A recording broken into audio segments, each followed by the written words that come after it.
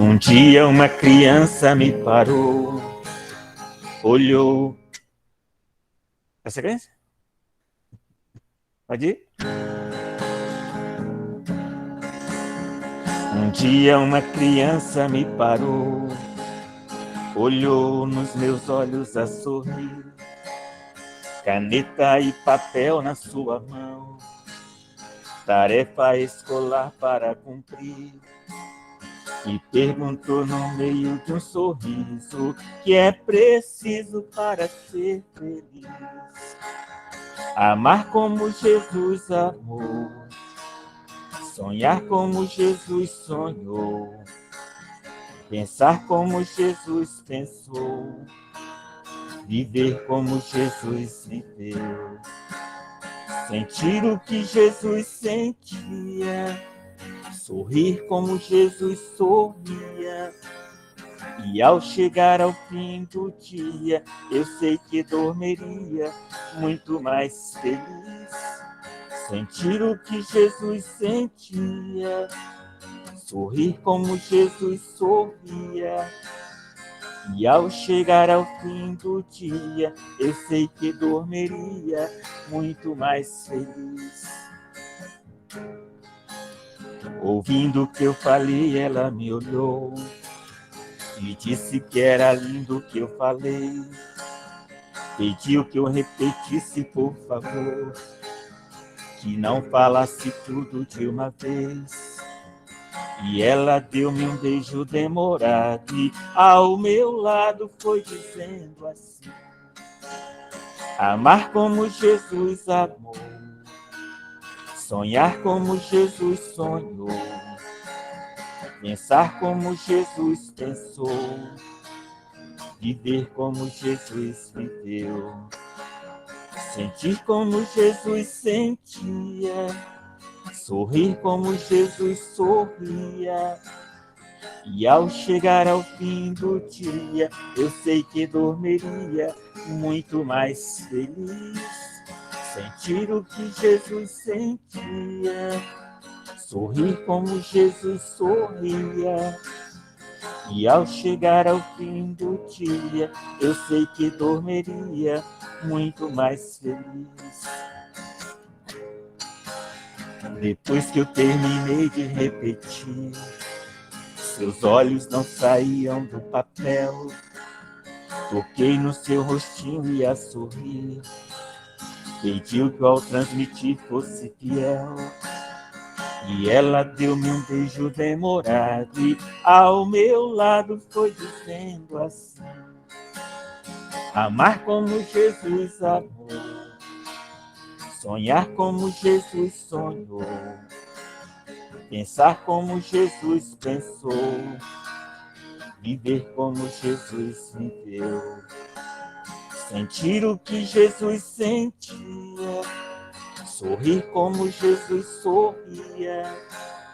E ao chegar ao fim do dia, eu sei que dormiria muito mais feliz.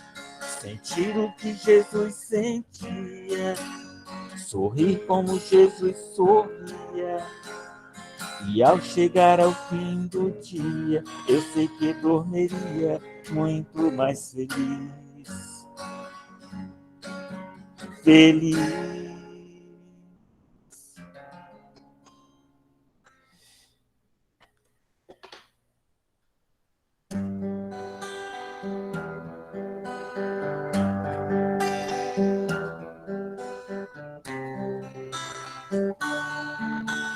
Pai, eu quero te amar, tocar o seu coração e me derramar a seus pés. Mais perto eu quero estar, Senhor, e te adorar com tudo que sou e te render glórias. Aleluia, aleluia, aleluia, aleluia, aleluia.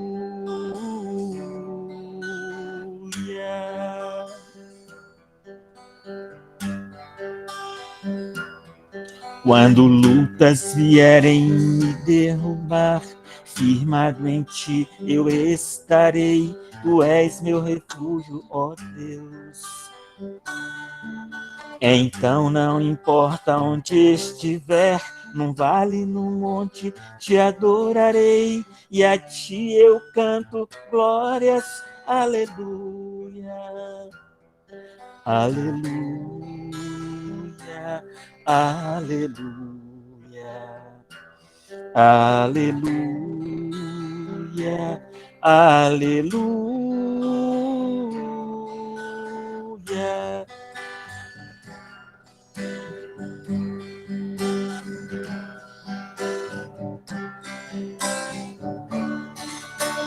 Pai, eu quero te amar, tocar o seu coração e me derramar a seus pés. Mais perto eu quero estar, Senhor, e te adorar com tudo que sou e te render glórias. Aleluia, aleluia, aleluia, aleluia, aleluia.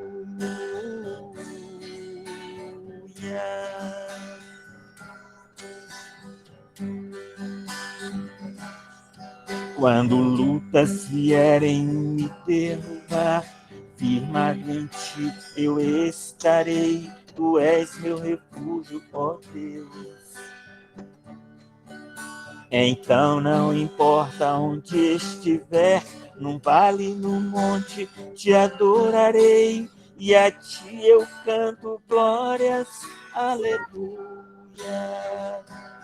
aleluia. Aleluia, aleluia, aleluia.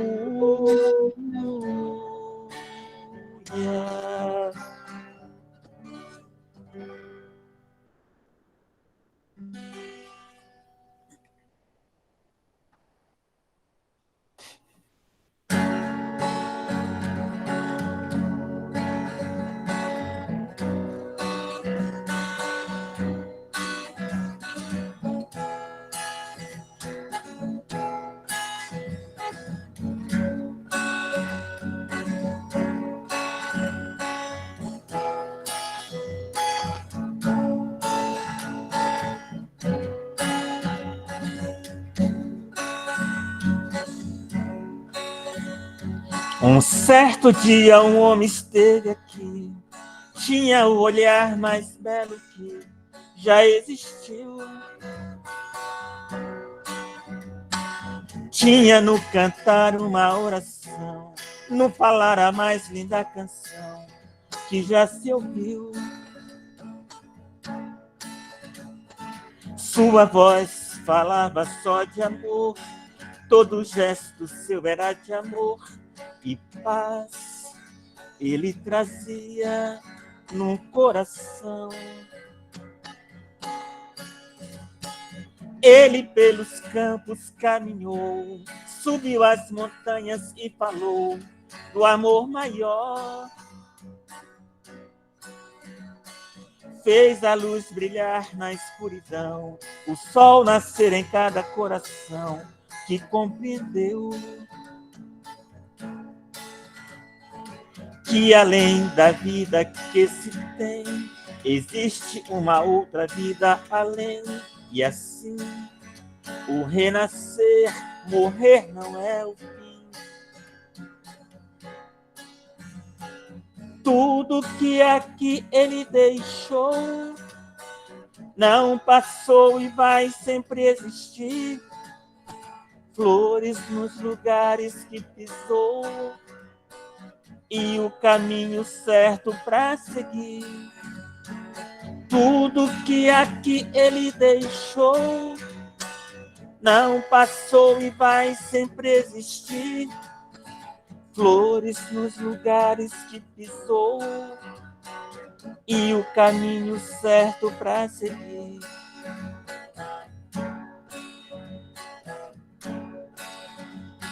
Eu sei que ele um dia vai voltar e nos mesmos campos procurar o que plantou e colher o que de bom nasceu, chorar pela semente que morreu sem florescer. Mas ainda há tempo de plantar, fazer dentro de si a flor do bem crescer, para lhe entregar quando ele aqui chegar.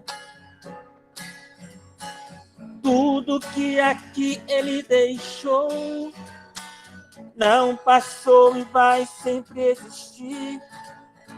Flores nos lugares que pisou e o caminho certo para seguir. Tudo que aqui ele deixou não passou e vai sempre existir.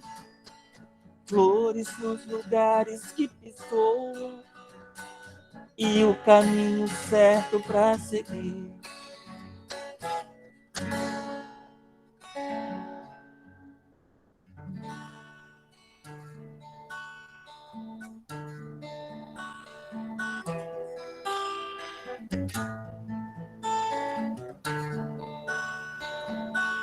Nós somos aprendizes, somos crianças.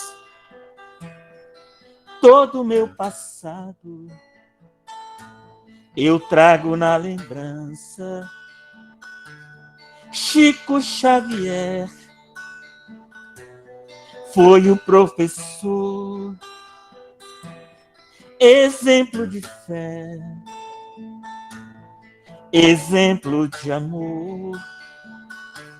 Somos caminheiros em busca de uma luz. Chico mensageiro do Mestre Jesus. Amor e caridade ele ensinou. Exemplo de humildade ele deixou. Amor e caridade ele ensinou. Exemplo de humildade ele deixou.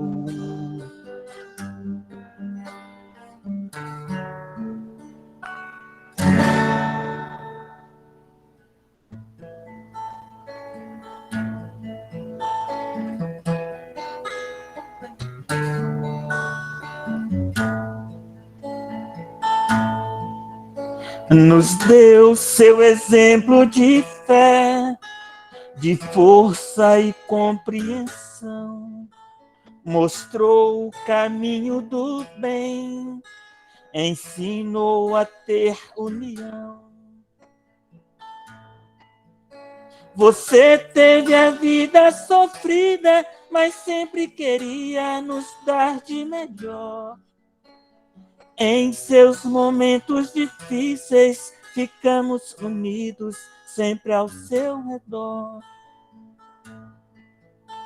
Aonde você estiver, sei que está perto de Deus. Roga a nossa Mãe querida pelos filhos seus. Aonde você estiver, sei que está perto de Deus.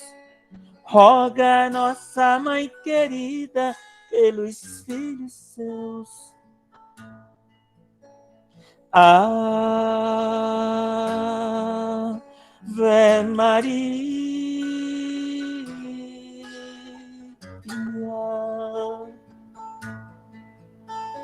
Virgem do céu, Santa de amor,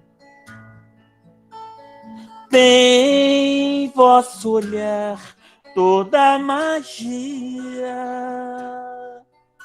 da luz que brilha no olhar do Senhor.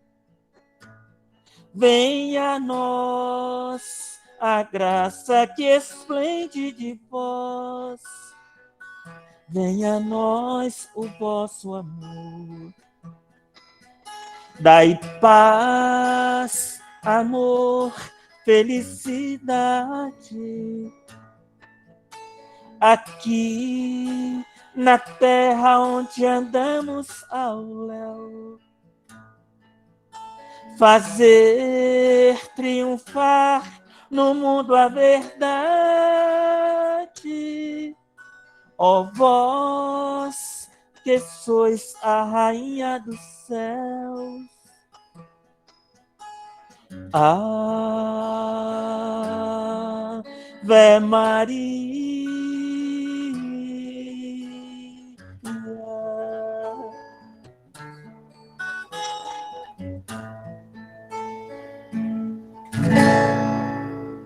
Cima da hora. Gratidão. Maria proteja todos vocês. Gratidão, Toninho. Deus abençoe. Assim seja. Boa noite a todos. Que Deus nos abençoe. Gratidão, Pedro Marcos. Gratidão minha. Nós vamos estar fazendo aqui uma leitura do livro Centelha da Lei, Rafael Lavarini, a editora Alma Nova. Enfermidade e fé. A enfermidade do corpo é a oportunidade divina para o embelezamento da alma. Por mais difícil que sejam as situações enfrentadas por ti ou por entes queridos, no que se refere aos problemas do corpo físico, permaneça acreditando em dias melhores e na bênção da corrigenda para o corpo. Neste momento, procure estar ainda mais unido à família, fazendo um tratamento espiritual coletivo. Confie nos médicos da terra, que tanto estudou para isso. Jesus se manifesta por meio deles e permanecerá no limbo.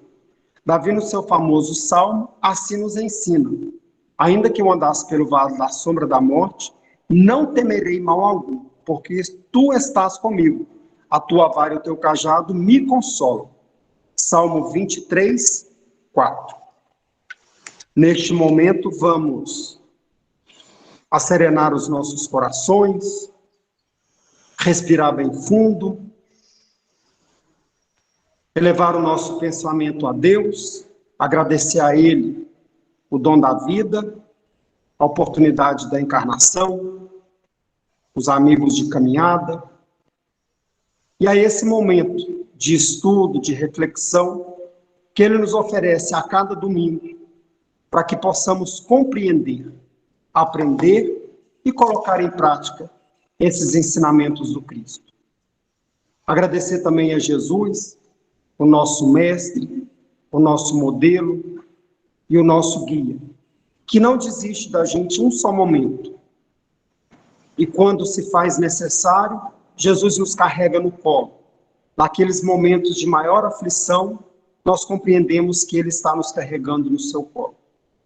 A Mãe Santíssima também, Mãe de Jesus e nossa Mãe, que ela esteja cobrindo nós com seu manto azul, de amor, de paz e de esperança. E a espiritualidade amiga, ao nosso anjo da guarda, aos nossos mentores, que ele se faça presente ao lado do nosso irmão Pedro, para que possa ser intuído e inspirado para trazer para a gente bastante esclarecimentos do Evangelho. E que nós abramos os nossos corações para esse entendimento, para esse alimento espiritual que o Senhor está nos ofertando. E que esteja visitando a espiritualidade amiga, Jesus e Deus, todos os nossos irmãos necessitados, encarnados e desencarnados. Nós te agradecemos, Senhor, por essa dádiva, por esse dia e por esse momento. Sede conosco hoje, agora e sempre. Que assim seja. Amém. Que Deus nos abençoe. Pedro, gratidão, gratidão. Seja bem-vindo. Você tem 1 hora para estar conversando conosco. Deus abençoe. Amém. Boa noite a todos. É um prazer estar aqui mais uma vez com vocês, trazendo um pouco do conhecimento que a gente adquire sobre o Evangelho de Jesus. Eu fico feliz com o Ademir, mas já Gislene, de estar nos procurando, para que nós possamos trazer um pouquinho daquilo que a gente aprende no dia a dia. Eu escolhi esse estudo de hoje no livro de Jesus no Lar, onde eu faço meus cultos nos lares, né? E é o capítulo 20 que traz a caridade desconhecida, e nós temos a psicografia do nosso irmão Chico Xavier, que é muito importante, né? Igualzinho a música agora que o Toninho acabou de cantar, ela nos traz essa reflexão do irmão mais velho, nosso Chico aqui na Terra, e Jesus, nosso irmão mais velho lá nos céus, né, no plano espiritual. E nós vamos aqui discorrer durante 1 hora essa caridade desconhecida, que às vezes muitos de nós fazemos, mas não sabemos o que é. Então a gente passa um pouco despercebido dessa caridade. E é interessante que quando a gente fala de caridade desconhecida, a gente pergunta, né, o que é caridade? Aí nós achamos que caridade é somente você doar alguns trocados, doar uma roupa que você não usa mais, doar a questão de um alimento. Mas não é só isso, existe muito mais a questão de você estar fazendo essa caridade. E nessa reflexão que a gente traz hoje, lá do capítulo 20, ela é importante que ela coloca na condição de que não é somente aqueles que têm posses que pode ajudar. Todos nós temos essa oportunidade de estar ajudando. Nós não podemos perder essa grande oportunidade de fazer. Então, nos traz lá, no capítulo 20, Jesus falava na casa de Pedro, juntamente com seus discípulos, falava sobre o quê? Sobre a caridade. Só que naquela época, o pensamento de caridade só poderia ser feita a quem tinha mais posses, quem tinha mais bens materiais. Então, tinha essa concepção. E hoje, de certa forma, essa doação que nós fazemos, ela é muito bem vista aos olhos de Deus. E não é a única forma de exercer a caridade. Nós temos N formas de exercer a caridade. A caridade é um tributo espiritual que vai muito além de você dar um pedaço de pão. Tem muitas pessoas, né, de certa forma, que dispõem desses bens sem entender qual que é a profundidade dessa caridade, dessa doação. Mas muitas vezes essas pessoas são tão carentes de outras necessidades. Eu vou fazer a leitura aqui do capítulo 20, para a gente precisar entender um pouquinho sobre essa passagem, e para depois a gente começar a entrar na nossa explanação. A leitura é rápida, não demora muito não vai cansar ninguém não. Eu vou tentar não ler de forma rápida nem nada, mas que todos possam entender. Eu creio que alguns de vocês já estudaram esse capítulo, né? E ela é muito interessante quando a gente estuda. E cada vez que a gente estuda, a gente tira uma nova lição. Ele vem trazendo para nós o seguinte, que a conversação na casa de Pedro versava naquela noite sobre a prática do bem, com a viva colaboração verbal de todos. Como expressar compaixão sem dinheiro? Por que meios incentivar a beneficência sem recursos monetários? Com as interrogativas, grandes nomes da fortuna material eram invocados e a maioria inclinava-se a admitir que somente os poderosos tinham essa condição de ajudar. Mas Jesus interferiu e disse a seguinte coisa. Um sincero devoto da lei foi exortado por determinação do céu ao exercício da beneficência. Mas ele vivia em extrema pobreza e de modo algum podia tirar do seu salário qualquer parcela para ajudar aos seus semelhantes. Ele dava de si aquilo que era possível. E o fazia com boas obras, com boas palavras, com gestos pessoais, dando conforto e estímulos a quantos se achavam em sofrimento e dificuldade. Mas sentia magoado com seu coração de poder não distribuir sequer um agasalho ou um pedaço de pão aos famintos da margem de sua caminhada. Ele era rodeado de pequenos filhos e era escravo do seu lar, que ele absorvia o suor. Ele reconheceu que era verdade o esforço na caridade pública, mas ele podia perfeitamente guerrear o mal em toda a circunstância de sua marcha pela terra. E assim ele passou, com incessante atenção, todos os pensamentos inferiores que eram sugeridos. Quando em contato com pessoas interessadas na maledicência, ele se retraía, cortês, e respondendo a algumas interpelações diretas, recordava essa ou aquela pequena virtude da vítima ausente. Se alguém diante dele passava o passo a cólera fácil, ele considerava a ira como enfermidade digna de tratamento e recolhia-se à quietude. Insultos alheios batiam no espírito à maneira de calhaus de barril, de mel, porquanto, além de não reagir, prosseguia tratando o ofensor com a fraternidade habitual. A calúnia não encontrava acesso em sua alma. Reparando ameaças sobre a tranquilidade de alguém, tentava desfazer as incompreensões. Se alguma sentença condenatória balava em torno do próximo, mobilizava espontâneo todas as possibilidades de seu alcance nas defesas delicadas e imperceptíveis. Seu zelo contra a incursão e extensão do mal era tão forte e minucioso que chegava a retirar detritos e pedras da via pública para não oferecer perigo aos transeuntes. Adotando de diretrizes, chegou ao término de sua jornada humana, incapaz de atender a sugestão da beneficência que o mundo conhece. Jamais pudera estender uma tigela de sopa ou ofertar uma pele de corneiro aos seus irmãos necessitados. Nessa posição, a morte buscou o tribunal divino, onde o servidor humilde compareceu receoso e desalentado. Temia o julgamento das autoridades celestes, onde improviso foi aureolado por brilhante diadema, e por quem indagasse em lágrimas a razão, foi inesperado o prêmio. Foi informado de que a sua sublime recompensa se referia à sua triunfante posição na guerra contra o mal, que se fizera valoroso empreiteiro. O mestre olhou para todos, em tom calmo, e disse para os amigos: distribuamos o pão e a cobertura, acendemos luz para a ignorância e intensifiquemos a fraternidade aniquilando a discórdia, mas não nos esquecemos de combater metodicamente e sereno contra o mal, em esforço diário e convite que, nessa batalha santificante, conquistaremos a divina coroa da caridade desconhecida.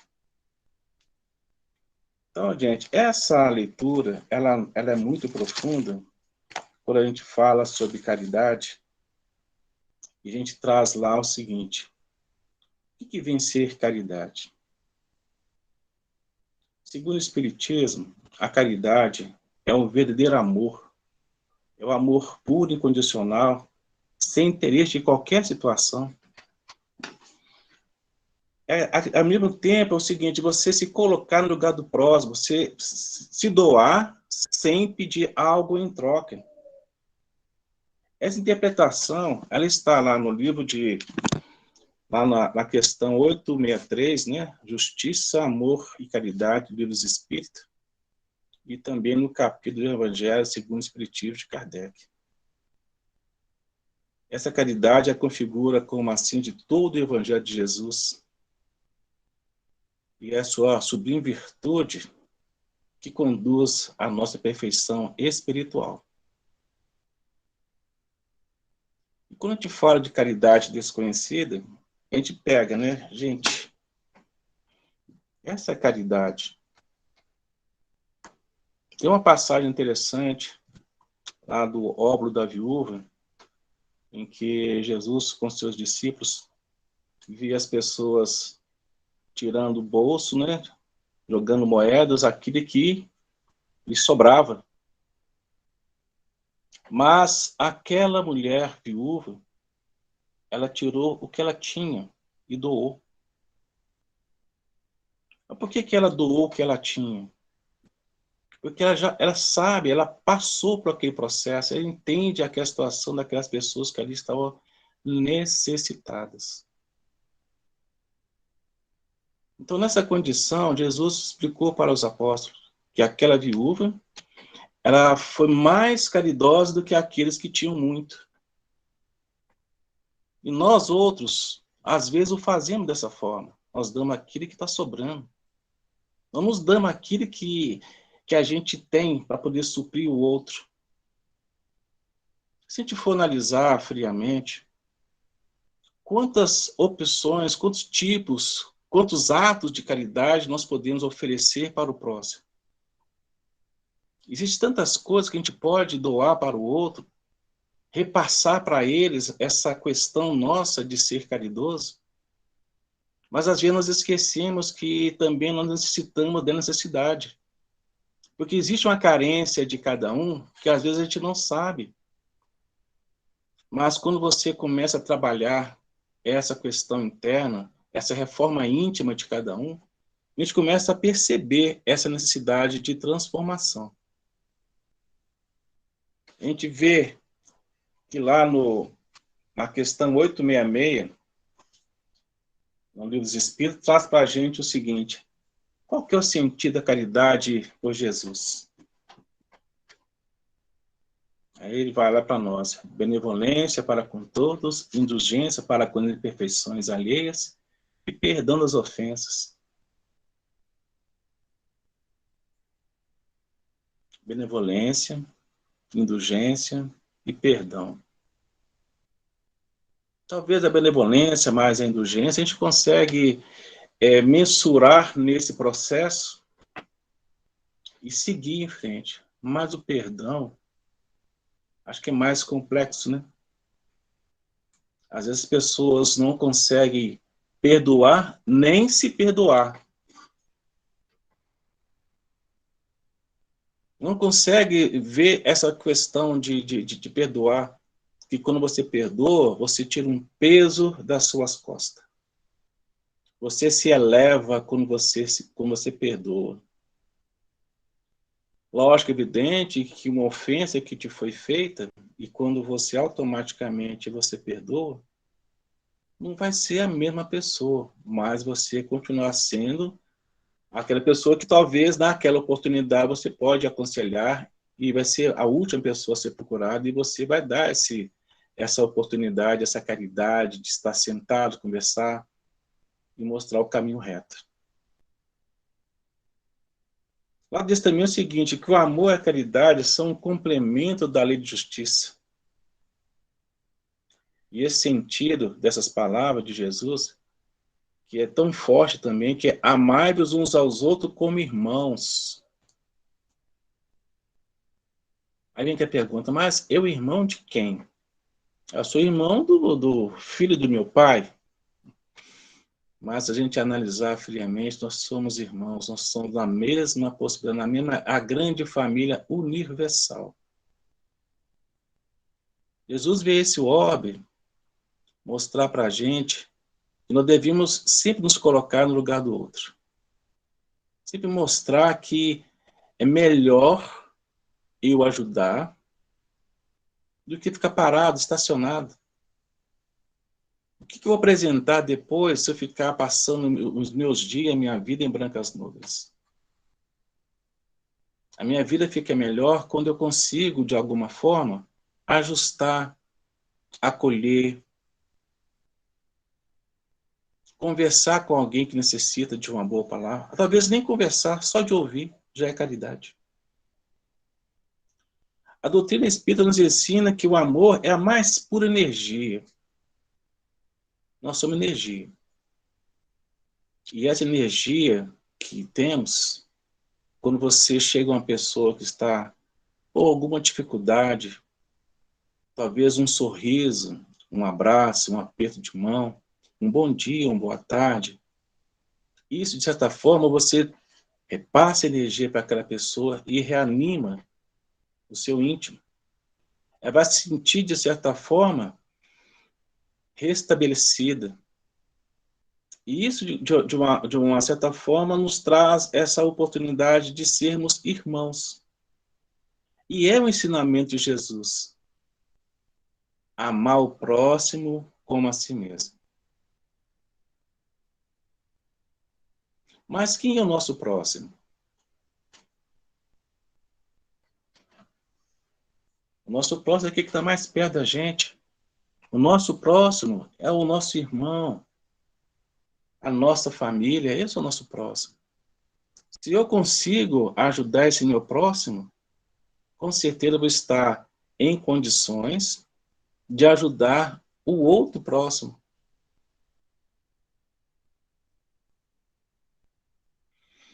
Macbeth, no livro de Natureza Desconhecida, é um pensador, e fala o seguinte: faz caridade àquele de coração aberto, cheio de bondade. Obriga-se à caridade só aqueles que ainda precisam de resgate, por algo que se perdeu um dia, por excesso de vaidade. A vaidade é tão complexa, e todos nós um dia foi vaidoso. A gente vai lapidando essa situação no nosso caminhar, entre trancos e barrancos, entre tropicões, entre caídas e levantadas. A gente vai entendendo que nós devemos ser humildes, porque todos nós estamos na famosa porta larga, mas dentro da porta larga tem a porta estreita, e cabe cada um buscar a sua oportunidade. Então nós temos que olhar para o outro dessa forma, olhar para trás e dar a mão àquele que está em dificuldade. Às vezes não é tão fácil assim falar de boca para fora, mas nós temos que praticar. Quando a gente começa a praticar, a gente começa a entender. E quando a gente entende, as coisas fluem. Lá em 1 Coríntios, de 13, capítulo 3, versículos 4 a 7, fala que a caridade ela é paciente e benigna. Interessante, né? Ela é paciente, que ela dá tempo ao tempo, as coisas vão acontecendo ao longo do tempo, até você entender tudo isso. E fala também que ela não é invejosa, não é vaidosa, não ensoberbece, não faz mal de conveniente, não é interesseira, não se encolariza, não guarda rancor, não se alegra com a iniquidade, mas regozija com a verdade. Suporta tudo, crê tudo, explora tudo e desculpa tudo. Então nós somos seres, como eu falei anteriormente, nós somos seres de energia. Se nós somos energia, se o meu contato com o meu irmão mais próximo, se eu levo a ele um abraço, ou se eu escuto de alguma questão, ou então só fico do lado dele ali, passando aquele tempo, ele automaticamente ele vai entender que ele não está sozinho, porque nós não somos ilha. O homem não é ilha. O homem ele necessita de participação, necessita dessa necessidade de comunicar, necessita de buscar o próximo, necessita de andar junto. É tanto que Jesus, quando começou na sua missão, na sua caminhada, que foi encontrando os seus discípulos, lógico, evidente que já sabia quem era cada um, ele foi escolhendo um a um e cada um com a sua dificuldade. Olha a caridade de Jesus de entender Pedro, aquele homem bruto, pescador, falava o que vinha na telha, não tinha, como se diz, não tinha filtro. Aí vem lá o Judas Iscariotes, que tinha a questão de guerrear, de acabar com Roma, de montar um exército forte com Jesus. Não era isso. A caridade, a humildade, a benevolência, a paciência que Jesus teve durante esses 12 apóstolos, de ensinar passo a passo, de dar a eles a oportunidade de crescimento, como nós aqui estamos também fazendo essa caminhada. Nós espíritas somos nós somos trabalhadores de última hora. Nós estamos trabalhando para o bem. Nós estamos trabalhando para a oportunidade de nos merecer. Cada um segundo a sua obra. E nós não podemos esquecer disso. Tem uma situação interessante. Eu até queria postar, mas eu acho que não vou conseguir. Tem uma tirinha do Hilton Pontes, que fala assim, Espiritinhas. Fala sobre o que é caridade. Está na questão 685A, lá do Livro dos Espíritos. Ele fala assim, nos momentos difíceis é que as pessoas se unem para ajudar. A gente vê, nós tivemos agora recente, Petrópolis, nós tivemos aqui mesmo na região de Belo Horizonte, nós tivemos na região lá do norte, na Recife, né? Quantas pessoas que tiveram suas vidas ceifadas por deslizamento de terra, chuvas. Aí a guerra que está tendo lá do outro lado do mundo, né? Lá no leste europeu, entre a Rússia e a Ucrânia. Aí nós nos mobilizamos para ajudar. Olha lá, nos momentos difíceis é que as pessoas se unem para ajudar. Será que é só nesse momento que nós temos que nos unir? Será que é somente nesse momento que a gente tem que ver que nós somos irmãos? Que cada um depende dessa oportunidade? E fala assim, o que o Espiritismo fala disso? Aí, perguntando, né? A resposta é assim, o forte deve trabalhar para o fraco. Na falta da família, a sociedade deve tomar seu lugar. É a lei da caridade. Questão 685A, Livro dos Espíritos. Mas não devemos pegar isso como um aporte e trabalhar isso, que não é somente nessa grande dificuldade, nas tempestades, nas intempéries, nessas calamidades que nós vemos, que nós temos que unir, nós temos que estar unidos o tempo todo. E graças ao bom Deus, as casas fraternas, ela tem essa proposta.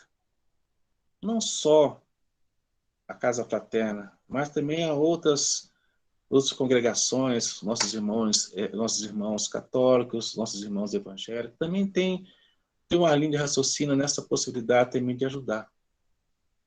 Mas a grande maioria, eu tenho algumas pessoas que são evangélicas, a gente geralmente conversa, ele me fala o seguinte, eu vejo que na doutrina que você frequenta, no Espiritismo, vocês são mais caridosos, são mais consoladores. Porque Jesus disse que chegaria o Consolador. De Moisés, depois veio Jesus, e agora vem o Consolador. O Consolador prometido. E quantas pessoas de outras religiões procuram a questão do Espiritismo para se consolar? Para ter essa caridade, ter essa paciência, essa benevolência de atitudes, para poder, de uma certa forma, mudar o seu conceito, entender melhor as nossas vidas, entender melhor o processo que nós passamos. Então, nós temos essa condição sempre de estar fazendo.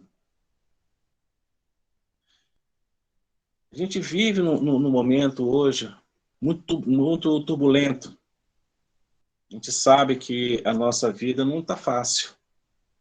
Nós sabemos que as dificuldades estão vivendo com esses momentos difíceis, essas vicissitudes que nós estamos passando.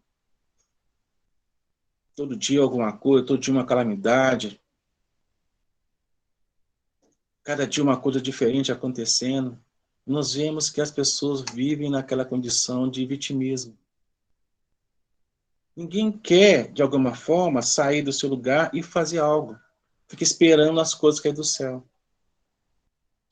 Do céu, o que cai do céu? Chuva. E cai bênçãos. A gente não arregaçar a manga e não trabalhar, como é que eu vou conseguir me manter? Lá tem a passagem, olhar os lírios do campo, eles não tecem nem fiam, mas sobrevivem. Então nós temos essa grande oportunidade. Eu vejo uma questão muito interessante lá no nosso livro, né? Brasil, Coração do Mundo, Padre Evangelho, Humberto Campos. Ele traz que quando Ismael fala com Jesus que na parte do cruzeiro tudo se plantando dava, que existia um povo manso, um povo que trabalhava a terra, que tinha essa expressão, essa caridade toda, e trouxe para cá, para o Brasil, a questão do quê? Do Evangelho. E é um país hoje, sem suma de dúvida, um dos países mais acolhedor do mundo. Olha as nossas fronteiras, nós estamos aí recebendo até hoje haitianos, venezuelanos, bolivianos, uruguaios, isso de outras etnias. Está chegando agora o pessoal da Ucrânia, que tem colônia lá no sul do país. Na região de São Paulo tem, e as pessoas estão vindo para cá. Então, é um país caridoso, é um país que tem essa questão de olhar para o outro, se colocar no lugar do outro, a questão da paciência, a questão da benevolência. Então, é um país que realmente trabalha com esse fim. Lá na questão 893 do Livro dos Espíritos, traz para a gente a seguinte: qual a mais meritória de todas as virtudes? Aí traz para a gente lá. Toda virtude tem o seu mérito, porque todas são indícios do progresso no caminho do bem. A virtude sempre que há resistência voluntária ao arrastamento das má tendências.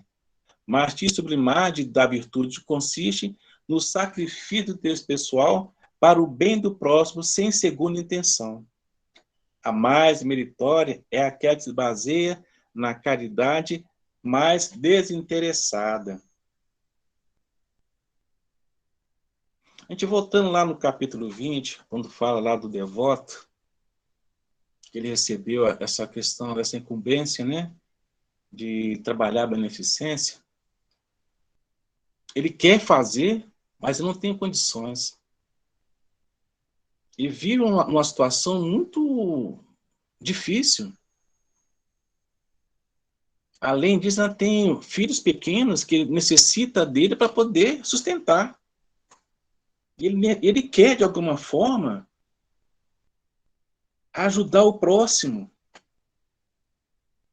E muitas vezes a gente vê nas nossas comunidades pessoas que trabalham nessa condição. Eles tiram o que tem de casa para ajudar o que está na rua, porque sabe a dificuldade que é. Mas ele tem o seu cantinho. Mas não é somente essa caridade material que de certa forma, ajuda. Jesus, na sua caridade espiritual, reunia quase todos os dias na casa de Pedro, e lá fazia o culto evangélico no lar. É tanto que foi o primeiro culto a ser lançado, foi na casa de Pedro. Está no livro de Jesus do Lar, o primeiro capítulo. E assim me discorrendo todas as demandas, o dia a dia, as dificuldades de todo mundo, aquelas questões todas. A gente lê aquele livro, a gente nos colocamos no nosso dia a dia. É um ensinamento, é um livro de cabeceira. Então, essa oportunidade que a gente vê desse devoto, de alguma forma, como ele não tinha recurso financeiro para poder se manter ou para poder ajudar o próximo, ele começou a trabalhar diferente. Ele começou a guerrear o mal, a desvencilhar da maledicência, evitar lugares que realmente não condizia com a sua pessoa. Ouvir as pessoas da melhor forma possível, dando conselho, evitando que as pessoas se derrubassem. Tirava até pedra do caminho para evitar que alguém caísse e machucasse. Quantos de nós, às vezes, faz isso? Às vezes fazíamos por impulso, vamos tirar daqui e tal, mas assim, a gente não vê o que foi tocado. Porque nada acontece por acaso. E ele, nessa sua necessidade, nessa sede de querer ajudar, ele fez de tudo. Mas ele tinha que assim, puxa, eu não consegui, nessa minha existência, sequer doar um agasalho, sequer doar um prato de sopa. Aí chega a hora de prestar conta. E, para surpresa dele, foi aureolado com uma coroa de brilhante. Mas por que eu estou sendo... Se eu não conseguir fazer aquilo que talvez eu tenha prometido, tinha me compromissado? Ele fez o máximo, ele fez o maior de tudo, que é guerrear contra o mal. Nós sabemos que os dias são ruins. Cabe a cada um de nós transformar no melhor possível. Não adianta eu levantar, ter uma noite, talvez uma noite não muito boa, levantar cedo, ficar, nossa, vou chegar atrasado, hoje não sei o que lá, vai ser um dia ruim. Se você não inspirar, não respirar, não agradecer por aquela noite que talvez foi turbulenta, realmente o seu dia não vai ser bom. Mas se você se inspirar, se você respirar, agradecer por aquilo, ser grato por estar vivo, respirar mais uma vez, a gente não sabe. Eu vou deitar hoje, mas não sei se amanhã eu vou estar vivo. Isso chama o quê? Esperança. Aí tem uma coisa interessante, quando a gente pega uma criancinha, né, e joga para o alto, ela ri sorridente, feliz da vida, porque ela tem certeza que tem alguém que vai ampará-la. Chama-se o quê? Confiança. Se nós temos confiança num Deus que nos olha, que nos corrige, que nos orienta, que nos direciona, por que eu tenho que ter medo da morte? A morte é uma passagem. São Agostinho fala isso. A morte é uma passagem. Eu vou estar do outro lado e você está do lado de cá. Eu vou estar no mundo dos encarnados e você no mundo encarnado. Essa é a única diferença que tem. Mas essa é a nossa grande oportunidade. Nós viemos aqui para trabalhar. Nós viemos aqui para poder não passar essa encarnação em brancas nuvens. Cada um de nós temos uma missão. Aí você não tem nada, não. Acho que todo mundo já conhece aquele termo no meio espírita, o famoso muquerela, né? Alguém sabe o que significa muquerela? Gente, a muquerela é uma coisa interessante. Nós temos lá o que gosta de... O muquerela, mu de murmurar, o que de queixar, o ré de reclamar e o lá de lamentar. Ontem mesmo estava conversando sobre esse assunto, com essa questão dos muquerelas. A gente tem isso o tempo todo, nós temos dentro de casa, temos nos vizinhos, temos no dia a dia, as pessoas só sabem reclamar. Não agradece por nada. Não agradece por nada, agradece pela vida, não agradece por ter vivido, por estar aqui, vivendo essa grande oportunidade. Não agradece. Então, assim, a gente pode exemplificar, de alguma forma, algumas pessoas, né, que, de certa forma, exerceram essa caridade com muita devoção. Vamos colocar aqui Chico Xavier, da sua bondade. Desde tenra idade, já vivia essa condição de olhar para o próximo, de se colocar no lugar dele. Vamos colocar Eurito Passanufo, Bezerra de Menezes.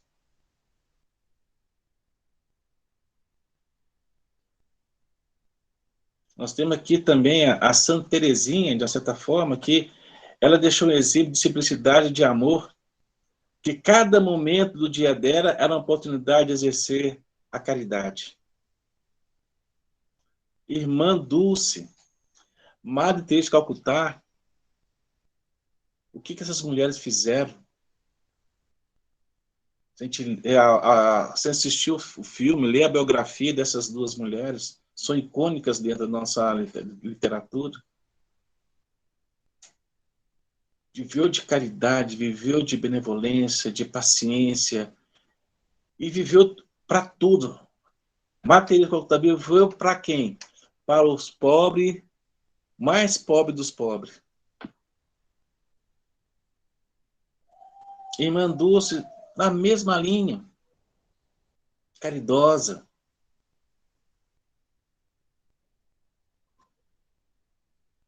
Então, nós temos essas questões todas, a gente entender que nós podemos ser caridosos. Nós devemos ser caridosos.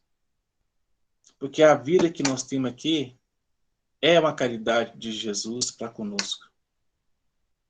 Para que nós possamos caminhar novamente e nos melhorar.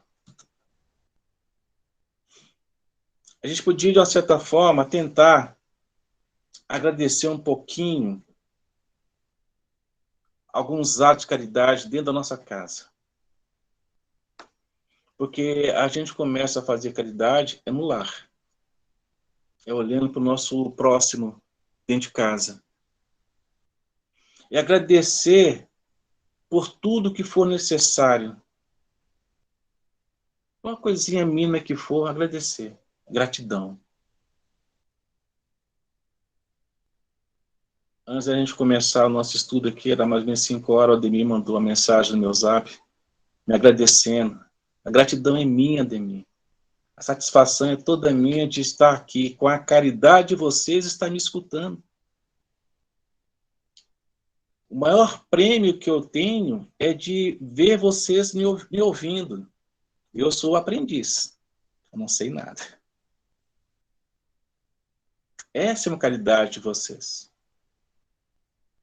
Quando a gente fala a questão do lar, que é a nossa grande oportunidade de viver, de aparar nossas arestas, as nossas dificuldades terrenas e tudo, porque nós sabemos que é no lar que a gente vai, é o primeiro educandário nosso é o lar, é a primeira escola da vida é o lar, ela que vai nos transformar para sermos o que somos hoje. E quando chega na idade madura, aí é o livre-arbítrio. Eu fiz aquilo que eu tinha que fazer, é o seu caminhar. Nós tropeçamos? Sim. É necessário que a gente tropece. É necessário, porque eu tenho que cair para poder saber levantar. O difícil, meus irmãos, não é cair. O difícil é levantar. Cair, toda a gente cai. Quando eu falo aqui na oportunidade de agradecer por tudo que tudo aquilo que a gente tiver, agradecer, ter gratidão, porque nós temos um mau hábito de costumar receber algo aqui que nós citamos, porque achando ter direito daquilo é obrigação, as pessoas nos dão. Não. Eu não tenho eu tenho que buscar. Nós temos que buscar. Então eu tenho que agradecer. Tudo aqui que nós recebemos é presente. É um presente divino. É um presente de Deus. A nossa família é um presente. Os nossos filhos é um presente. E isso também é uma questão de trabalho. Pessoas gratas são mais felizes, por isso uma boa prática é ensinar a sua família a ser sempre grata. Porque é uma forma de se levar a questão da caridade. É uma forma de se mostrar que nós devemos olhar para o nosso irmão e nos colocar no lugar dele. A nossa caminhada ela é muito dura. Mas a gente ficar ali naquela passagem ali pensando, remoendo tudo, fica mais difícil. Aí vem a benevolência, vem a questão da paciência. Nós temos que amar o próximo. Esse próximo, como eu já falei anteriormente, é estar dentro de casa, estar na rua, é um vizinho, é um colega de trabalho. E isso nos favorece quando a gente ver essas questões. A gente aprende com isso. Nós devemos também ajudar aqueles que são mais necessitados. A gente pensa assim, poxa, por que a pessoa está passando por aquilo? Ah, deve ser um pobre coitado. Talvez não. A gente não sabe. Nós não podemos levar tudo que a gente sabe como questão de ação e reação, causa e efeito. Não sabemos. Mas é uma oportunidade. Tudo que a gente faz hoje é necessário para a gente crescer. Eu preciso disso, eu necessito disso, eu tenho que fazer as coisas funcionar. Eu ajudando o próximo, eu estou ajudando a mim mesmo. Se eu caminhar com o próximo, eu estou caminhando comigo mesmo. Tem uma passagem interessante a caminho de Emaús, quando os dois discípulos estão descendo o caminho e conversando, Jesus chega para eles e começa a caminhar com eles. E eles vão falando do acontecido. Jesus procura saber, mas você não está sabendo de nada que aconteceu? Crucificaram o príncipe, os reis lá, crucificaram um homem inocente, mataram o nosso tal, que negócio todo. Aí chega no final, Jesus automaticamente vai embora, diz, não, vem cear conosco. Aí Jesus vai até a casa dos 2 discípulos, e chega lá, quando Jesus parte o pão com a mão, eles reconhecem Jesus. Havia necessidade de caminhar para poder entender. Havia necessidade de passar por aquilo para poder entender. É por isso que Jesus falava por parábolas. Porque o entendimento, ainda hoje, de alguma forma, talvez nós conseguimos entender. Mas nós estamos trabalhando para isso, nós estamos buscando isso. Esse aqui é a nossa oportunidade. Nós estamos fazendo isso o tempo todo para a gente poder nos melhorar.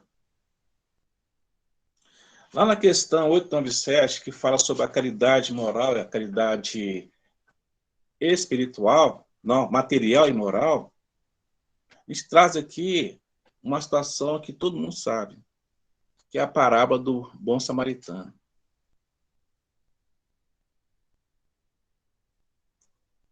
Ninguém gostava do samaritano porque tinha uma diferença. Achava que eram melhores, não era. Uma pessoa que tinha, dentro deles, tinha uma situação muito diferente, era uma pessoa mais caridosa, mais caritativa. Os outros não. Eram os fariseus, eram os saduceus, as pessoas, eram os levitas, eram os doutores da lei, que conhecia tudo, mas não tinha um pingo de humildade, não olhar para o próximo, mal olhar para o seu próprio umbigo. Então tem essa condição toda. Aí fala o seguinte, ora, quando o Filho do Homem vier em sua majestade, acompanhado de todos os anjos, se assentará no trono da sua glória, e todas as nações estão reunidas diante dele, separará um dos outros, como um pastor separa as ovelhas dos bodes, e colocará as ovelhas à sua direita e os bodes à sua esquerda. Essa é a separação. E o bom samaritano é aquela pessoa humilde, compreensiva, se colocou no lugar daquele que realmente estava em dificuldade. Ainda por cima, chegou lá na estalagem, falou assim, deixa aqui, cuide dele, vou deixar essa quantia aqui, e assim que eu voltar, tiver aqui alguma coisa de ressarcir, você me fala que eu vou. E qual foi o interesse dele? De buscar alguma coisa em troca? Não. Simplesmente era mais um irmão na caminhada. Na caridade material, nós temos a questão da esmola, nós temos a doação de roupa, alimentos, nós temos doação de recursos financeiros. Tudo isso. Essa é uma caridade material. Ela faz parte da nossa tradição, a tradição cristã, de uma certa forma. Porque o recurso financeiro, esse recurso da esmola, ele vai automaticamente atender a quem está necessitando naquele momento ali, mas não é. A esmola não seria, de certa forma, uma condição. Porque aí, de que vai acontecer quando você dá a esmola? Tem que saber como que você dá essa esmola. Para você não ofender o nosso irmão. Ele já está numa situação difícil. Você não faz isso, fica mais difícil ainda. Aí, por lá assim, ó, é preciso verificar, entretanto, se a doação do dinheiro não está queimando a mão de quem recebe. Por outro lado, lembre-nos de que a caridade que se faz apenas por meio de esmola é o meio de conservar a miséria. Então, nós temos que pensar direitinho. Eu tenho que chegar para esse nosso irmão que está ali, necessitado, não colocar na condição de pedinte, de, ó, vou te oferecer aqui, ó, nessa condição e tal, sem ofendê-lo. Porque é humilhante. Somente aquele que já passou por isso sabe. Aqui fala doação de roubos e alimento. Igual eu falei anteriormente, que os centros espíritas, né, oferece oportunidade para praticar a caridade material, que nós temos departamentos como assistência social, que fazem o levantamento daquelas pessoas que estão necessitadas, busca o interesse coletivo, verificamos se realmente existe a condição, encaminha para órgãos, né, de uma certa forma, que possa atender melhor, e aí vai suprindo essa questão da necessidade de cada um. Nós temos que lembrar que essa caridade, a mão esquerda não deve saber o que a direita faz. A gente não fica na condição de fazendo a coisa errada. E recurso financeiro que a gente fala, isso devemos também, mas às vezes é melhor você doar do que você emprestar. Para não criar uma situação, principalmente na questão familiar. Ainda mais quando a pessoa tem uma posição diferente, aí a pessoa acha que ele tem obrigação de fazer aquilo. Não. Então tem essa condição toda. Nós temos que saber ajudar, mas sem menosprezar o próximo. Isso também é questão de caridade. Saber até que ponto que a gente pode fazer. E tem uma questão, desculpa, da caridade espiritual. Aquela que a gente faz sem buscar alguma coisa, sem interesse algum. É a questão de se doar roupa, doar um recurso financeiro, é para comprar um gás, é comprar uma cesta básica, chegar a ajudar naquela necessidade emergencial. É doar um pouco do seu tempo para conversar com a pessoa, emprestar seu ouvido para que a pessoa possa entender um pouquinho. Essa é uma caridade espiritual. Às vezes nós temos medo do que nós estamos fazendo. Talvez por ignorância. Mas quando você debruça nessa condição, que você ajuda o próximo, você ouve aquilo ali, essa caridade, ela flui. E a gente não fica preso nela mais. A caridade verdadeira, ela implica no sacrifício total da liberdade humana. Jesus sacrificou na cruz o mesmo deveria fazer em nossos dias. Mas nós faríamos hoje nos crucificar por Jesus? Nós iríamos ali sofrer aquela situação toda por ele? Mas ele o fez, sabendo que todos nós estávamos errados.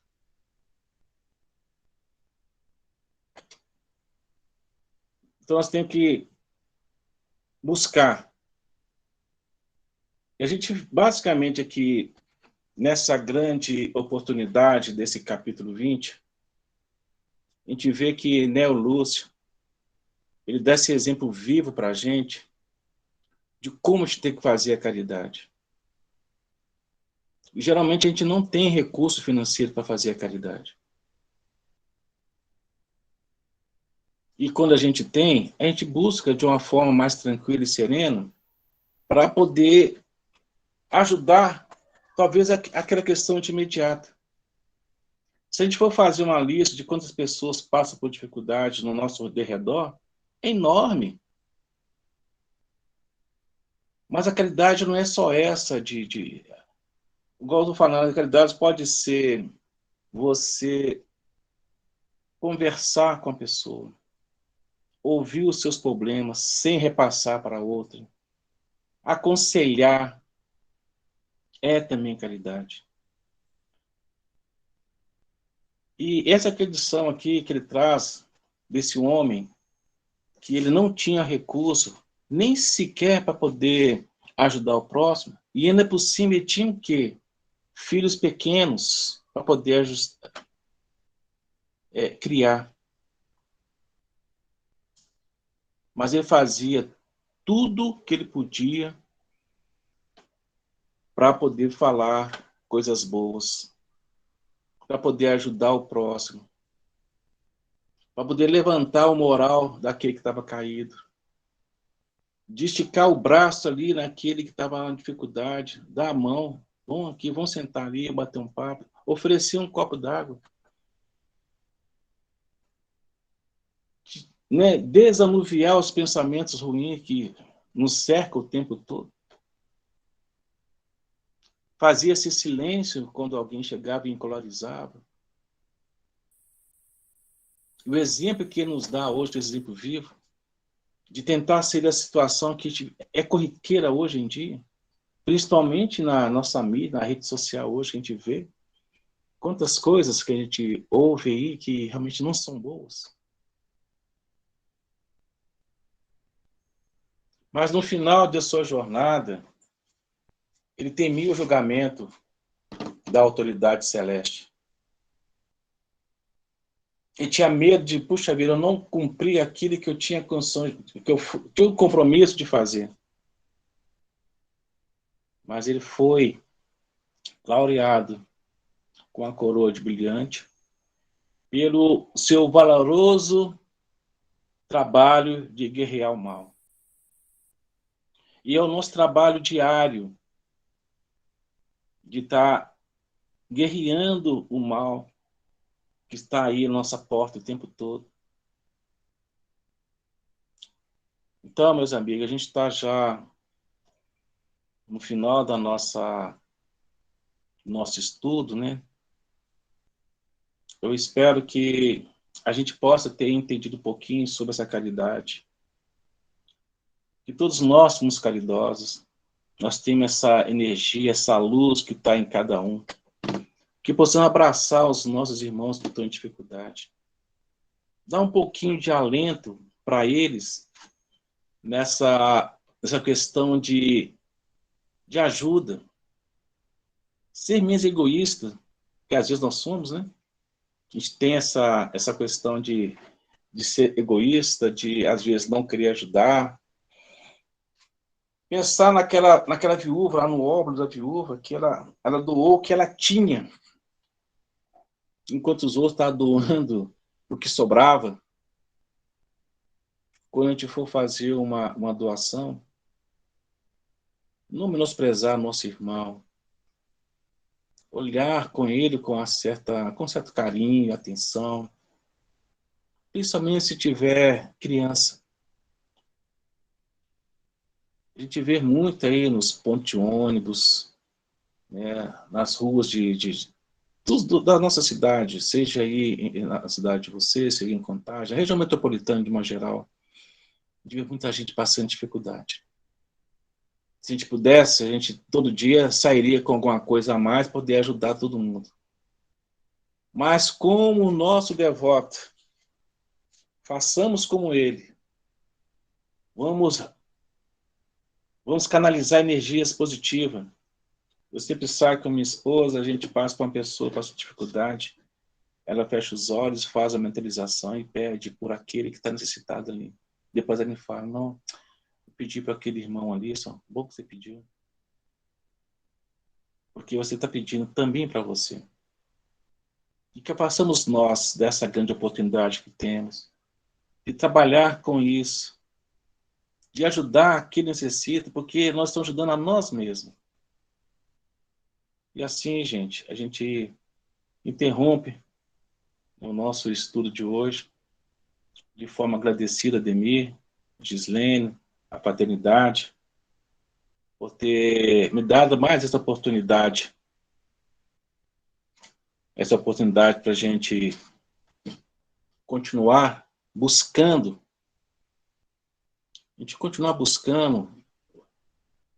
a nossa caminhada, nossa jornada, buscar aqui que nós queremos o quê? A paz interior. Então é isso, meus irmãos. Gratidão. Me pediram para fazer a nossa prece final, o nosso encerramento. Vamos então elevar o nosso pensamento a Jesus, agradecendo a Ele pelo dia que nós tivemos, porque os dias nossos, como eu disse, não são bons, cabe a cada um de nós transformar no melhor possível. Somos energia, Senhor. E essa energia que aqui agora está canalizada nesse grupo de estudo, aqui representada por seus lares, ela pode ser emanada, ser irradiada e canalizada, levar para os nossos hospitais do plano terrestre, do plano espiritual, e ali ajudar aqueles que mais necessitam. Pedindo pelos nossos irmãos na Ucrânia, na Rússia, que estão lá degladiando por questão de poder, esquecendo que a vida é o maior patrimônio que todos nós temos. Pedimos também por aqueles que sofrem, e que essa caridade que está dentro de cada um de nós aqui hoje, ela pode ser revertida em paz, harmonia, levar nos rincões do nosso país e do mundo, levar nos corações que estão aturdidos, aqueles irmãos que se encontram recolhidos em casa, em sofrimento, em depressão, sentindo só. Ninguém está só. Estamos todos nós acompanhados pelos nossos mentores. Pedimos, Jesus, que no descanso nosso corpo físico nesta noite, possamos ainda, Senhor Jesus, continuar o trabalho. Interrompemos aqui o estudo, né, no orbe terrestre, mas que o estudo no plano maior continua em plena ascensão. Senhor Jesus, obrigado, Senhor, por tudo. Desejo a todos uma ótima noite e gratidão por tudo. Fica conosco, Senhor Jesus, hoje, agora e sempre. Que assim seja.